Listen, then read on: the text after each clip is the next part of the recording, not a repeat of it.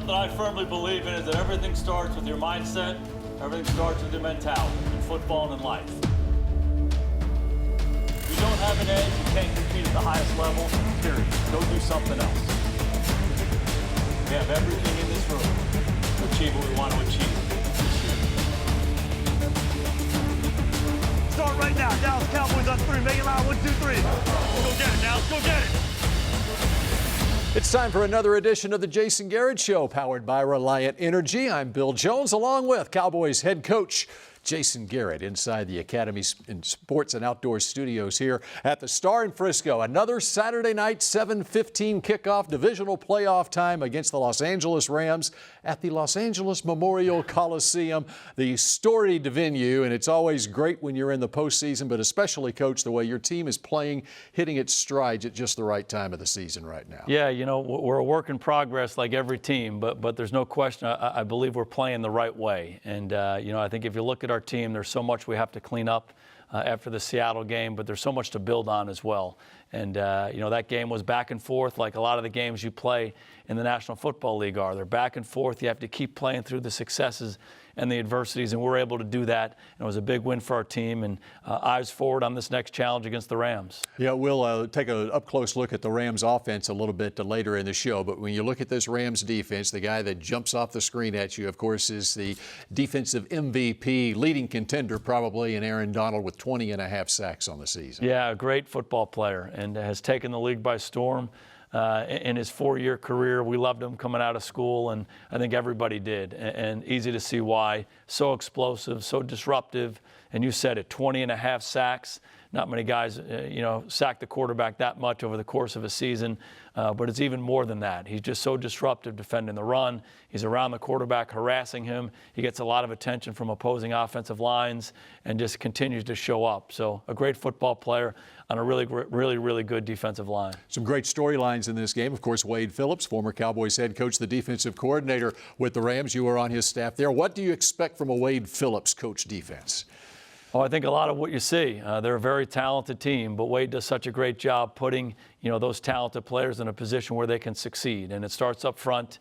Believes very strongly in affecting the quarterback, rushing the quarterback, sacking the quarterback. That's where it all starts. But very fast at the linebacker level, great cover guys on the back end. And, you know, they play fast, they play physical, they're very disruptive, they take the ball away. They're just a really good defense. You know, there's a saying, the rookies on the team, they're not freshmen anymore by this time of the season. They're sophomores. Michael Gallup, of course, had a touchdown catch in the game against Seattle. Connor Williams at left guard. What do you see from your young players on the team as they grow into this time of the year now? I think you said it. We've played a lot of football up to this point, and each of those guys you're talking about has played a lot of snaps as an NFL player. And the best thing about them is they've learned from those snaps. Has not always been easy. There's been a lot of adversity for those guys. It's been a growing process, but they go about it the right way, and they learn from their experiences, and they get better. They don't go away, and that's a big thing. You got to be mentally tough enough to fight through it, and then you have some success and you build on it. And each of those guys you mentioned, you know, Connor Williams has come back and really done a nice job for us, you know, up front, and Michael Gallup continues to get better and better. Had the big touchdown the other day. Just a really good football player. All right, we're just getting started on this edition of the Jason Garrett Show. Up next, it's David Moore of the Dallas Morning News. The Jason Garrett Show, presented by Reliant, is brought to you by AT&T. More for your thing, that's our thing. Ford. Ford is the best in Texas. The University of North Texas, proud partner of the Dallas Cowboys. And by Reliant, an NRG company. This segment is brought to you by the Dallas Morning News. The Jason Garrett Show, powered by Reliant Energy, continues now. Bill Jones, joined by David Moore of the Dallas Morning News, SportsDayDFW.com, who has advanced to the second round of the playoffs. Congratulations. Thank you very much. I take great pride in that.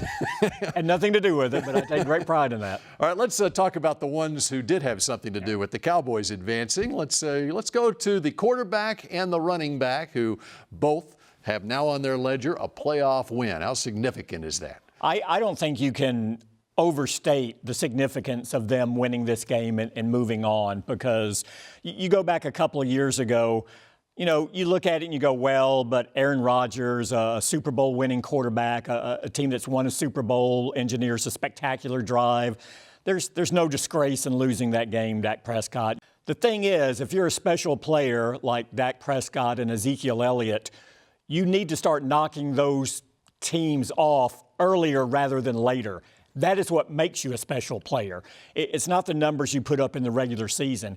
And if Dallas would have been sitting here now and they would have been eliminated, and now you're 3 years into the career of Dak Prescott and Ezekiel Elliott, you go, well, these are really good players, but are they special? Now I think you started to see that these are special guys, and they can take your franchise to where you want it to go. All right, let's flip it over to the defensive side, and you talk about two players who have emerged as what looks like to be special players. That would be those two linebackers, Jalen Smith and Leighton Vander Esch this season. Yeah, and if Leighton Vander Esch wasn't a rookie and hadn't been so spectacular, I think we'll be talking even more about Jalen Smith and what he's done this year.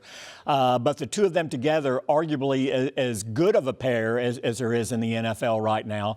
And you saw it in that wild card game. The thing that strikes me about this Dallas defense, and it is one of the better defenses in the league. In fact, it's the highest ranked defense still in the postseason, is you don't get the number of sacks that you get on some teams. You certainly don't get the number of turnovers that you see, a Chicago or a Baltimore will do. But they went in that game against Seattle 6 3-and-outs. The first 3 Seattle possessions were 3-and-outs. You looked up at the end of the first quarter, the Seahawks had 9 plays for 5 yards. It doesn't matter if you're getting turnovers if you're forcing these 3-and-outs. In essence, that's a turnover as well. And this defense has just done it game in and game out all season. And just 24 points given up in the first quarter of games throughout the entire season. That's been pretty incredible. David Moore, we appreciate it. Up next here on the Jason Garrett Show, it's one of the featured guys on that defense, one Tyrone Crawford.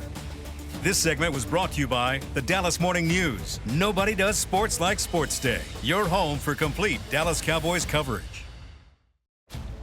Welcome back to the Jason Garrett Show, powered by Reliant Energy. Bill Jones now joined by Tyrone Crawford inside Ford Center here at the Star. This playoff stuff's pretty fun, isn't it, Tyrone? Yeah, it's pretty exciting. What about the way this defense played against the Seahawks last Saturday? That run defense was pretty remarkable, but you've been doing it all season. Yeah, definitely something our coaches and the staff harp on. We got to stop the run. That's one of the main things going into the game, and that's always good because you make a team one-dimensional, and then you get to do what's fun, rush and cover. Yep, and this week is no different, especially with Todd Gurley back there, right? Yeah, most definitely. They got a powerful run offense, and Gurley, he's a extremely good back in this league, and we just gotta make sure we play him like we play any other good back and good offense. We just gotta go out there and do what we're coached to do all week, and run around and play our style of defense. And if we do that, we should be straight. What do you think has been the big key this defense playing at this level this year? I think we have a bunch of keys. You can't just pinpoint it. Coach Marinelli always does a good job with this defense. The addition with Coach Richard has been amazing, and what he's done with that secondary group, and just our linebackers are playing lights out. DeMarcus and the rest of our D-line is playing pretty good, and we just gotta keep going. We just gotta keep rocking away, and go as far as we can with this How thing. about the way your fellow Boise guy's been playing? Man, which one are we talking? Well, let's talk to DeMarcus yeah. Lawrence. Yeah, so DeMarcus, man, he's been, I've been saying it ever since they were, looking at him to draft him. He's a guy that, he runs around and he makes plays. He's a playmaker, and he's got instincts like no other. The guy, we call him the racing lizard because, if he loses his gap, which is not supposed to happen, and most of the guys in this league, that are praised for being great, lose their gap and they lose it. They don't make the play, but, when they do lose it and it happens to be right, they make the sack or, a great play and they get praised. Where DeMarcus, if he loses his gap, he rushes hard and he goes hard to make the play, and he doesn't just walk and loaf. He's a guy that goes. He's an all-around good football player, and we're lucky to have him, definitely. You look at you're one of the real leaders on this team. In the offseason, Jason Witten retires. Did you even coming into this season feel like you needed to even step it up even further as a leader on this team to offset that locker room influence that Jason had? Yeah, most definitely. But Whit was a guy that kept it real open with us, and he told us that was what we were going to need to do. My first time making captain, he pulled me aside, and he told me exactly how you need to be I need to be going forward, and how you need to different things that you could do as a captain to lead the team. And he was an amazing leader, and he passed a lot of things down. So we were just lucky to have him, and lucky to have him pass those things down to us, for sure. Expect a lot of Cowboys fans at the Coliseum Saturday night? Most definitely, most definitely. Cowboys Nation always shows up, so I'm no doubt that they're going to be there at the Coliseum. Of course, for decades, the Cowboys have been America's team. Now that Tyrone Crawford is on this team, is it now Canada's team? Yeah, we got that split. In Canada we always fly an American. Also? Yeah. We always fly an American flag and a Canadian flag in Canada. And it's always that split. If you see the flags, there's a split, and I think we got that kind of split. America's team first, and then Canada's team next. We definitely have a lot of Canadian fans now, for sure. All right, Tyrone, we appreciate it. Good luck against those Rams. Thank you so much, man. All right, and the Jason Garrett Show continues in a moment. Will McClay joins us. We take a look at this Rams offense. Welcome back to the Jason Garrett Show, powered by Reliant Energy. Bill Jones now joined by Will McClay as we get the telestrator out and we break down these Los Angeles Rams. We take an up-close look at their offense. Of course, Todd Gurley, their featured back. Yes. The number 3 ranked rushing offense and number 5 ranked passing offense. So we're going to take a look at them. They run a number of running schemes, but they run the zone scheme the most. And we'll talk about that here. All right, here we go. We're going to take a look at it. Now, what they do is they will do a good job they try and fool the defense.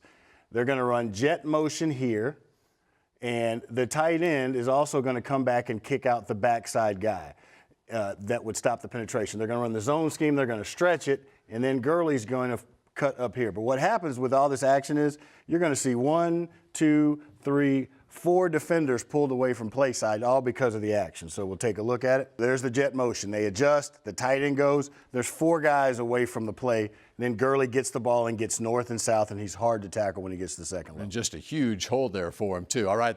Now, Jared Goff has not one but 2 1,200-yard receivers, Robert Woods and also Brandon Cooks, who really stretches a defense. Yes, and that's a big part of their deal is getting chunk plays. Now, what they do a great job is offensively formation. You're used to seeing the receivers out here. That's why they're called wide receivers. They do a great job a lot of times of condensing the formation. So they're going to go play action again. It's first down. They're going to show play action, all right? And then what you'll see is it's a 2-man route. With his speed, he's going to go threaten the safety, and then he's going to run a corner route out here. So it condenses, and then we've got this receiver will run a route here, and what they'll do is they will also max protect because play action, the quarterback gets deep enough so that they can throw the ball back this way. All right, you'll see the motion here. The tight end comes in. The tight end is going to be an additional protector. Okay. All right, you'll see Cooks. He's going to drive deep. And now it expands backside. There's no pressure. Deep throw. And a lot of room to make that throw for Jared Goff over there. All right, the tight ends are also part of this passing game, too. Yes. And then we get into, again, the creativity of the scheme. They're going to do the same deal. They've got this formation reduced. They're going to motion. The tight end's going to go here. They're going to play action. But what happens is this guy's going to threaten the safety with his speed. This receiver's going to run a bubble, which makes the flat defender go outside. Cooks is going to use his speed, come inside, and then the tight end will come from here. He'll run an out and up. And so what they've done is use speed to stretch the defense, but also expand it. He's going to motion the tight end over. Defense adjusts. Now, see the route, the ghost, it pulls the defender out. There's the out and up. There's the void, because the safety can't get over because of the speed. Just an example of what the Dallas defense is dealing with this highly potent Rams offense. Will we appreciate it? And up next, how about more on this matchup with the Rams? It's a tough team, and we, there's a reason why they're in the divisional round, why they won their division. having had a little bit of history with them being in Washington, you know what a tough matchup it's going to be. And then when you flip the tape on, you see the same thing. And now we welcome the head coach back into the Jason Garrett Show here in the Academy Sports and Outdoor Studios. Will McClay looking at that Rams offense, and you talk about a team that has a lot of weapons on offense. Let's start with the quarterback, Jared Goff. I know you had him at Valley Ranch for a pre-draft interview when he came out in 2016. Very impressed with him. One of the impressive things about him, I thought, in college was the way he could make throws under intense pressure. Yeah, you said it. That's line one with him. And, you know, we got to know him really well in that draft process. He was at Valley Ranch. We also went out and worked him out, spent a lot of time over those months leading up to the draft evaluating him, and he just was so impressive. And you said it. You know, maybe the distinguishing trait between quarterbacks who make it in this league and those who don't is that ability to handle pressure and still deliver accurate throws. And he did that all over his college tape, and he's certainly done that here with the Rams. He's a heck of a football player. I mentioned earlier the storylines in this game, and not to be lost in this is Ezekiel Elliott, the running back for the Cowboys, Todd Gurley for the Rams. Very similar. I know you don't compare players, but Todd Gurley, what he means to this Rams offense is pretty immense, right? Yeah, they have a very similar impact on their offenses. And you said it. He's the focal point of what they want to do. They want to run the footballs. I think sometimes people have a misperception of their offense that they throw it every snap. They're very balanced. They attack you a lot of different ways. And Gurley's the guy they like to hand it to. He's also the guy they like to throw it to. He's big, he's strong, he's fast, he's explosive. He's a multi-dimensional back who can beat you a lot of different ways. You know, that game against Seattle, I thought the run defense was the deciding factor in that game. When you Chris Carson, leading rusher, 1,000-yard rusher for Seattle, held to 20 yards on 13 carries. And when you're talking run defense, you're talking a team aspect to that, too. Everybody running to the ball. Yeah, there's no question. And, you know, they were the leading rushing team in the National Football League coming into the game. And not only was the most yards, but also the most attempts. They want to run the football, and we had to take that away from them. And it starts up front, but it's everybody. It's the linebacker level. It's the guys on the back end. You know, it's the discipline, being fundamentally sound. It's sprinting to the ball. It's tackling. All those things we preach each and every day that showed up in that game. And we had to control the line of scrimmage. We had to control the run. We had to make them one-dimensional. That certainly helped us win that ball game. Another aspect of the Rams offense, Les Snead, their GM's done a great job putting this thing together.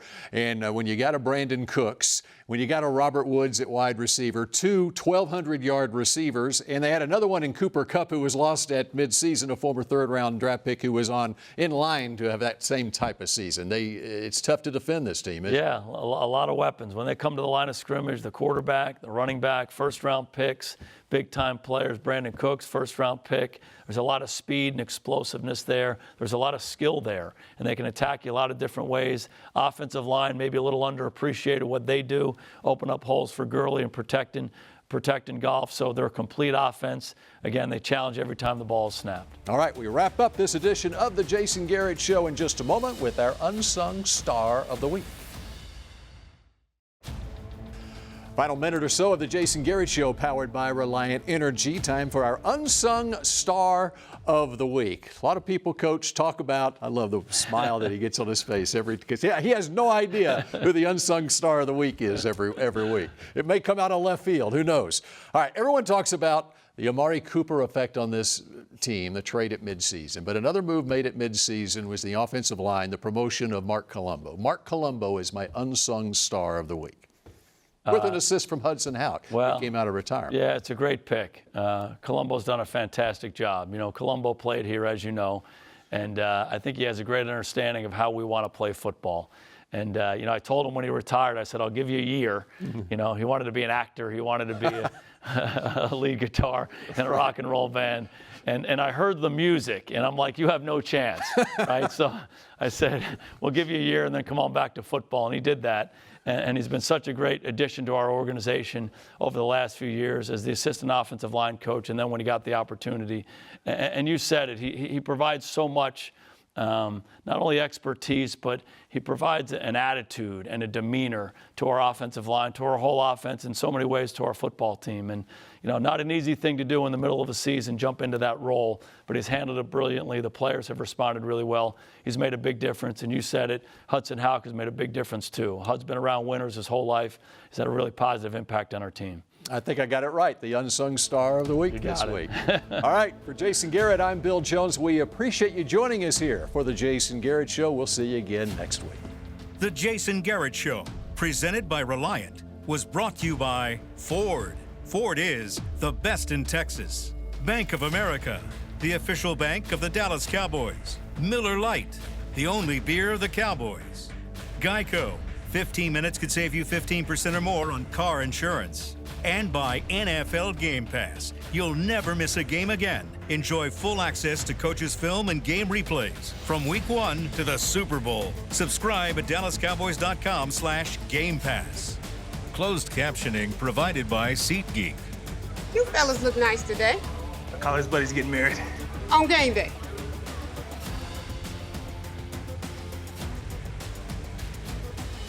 I should have thrown the assist out to Roxanne. All right.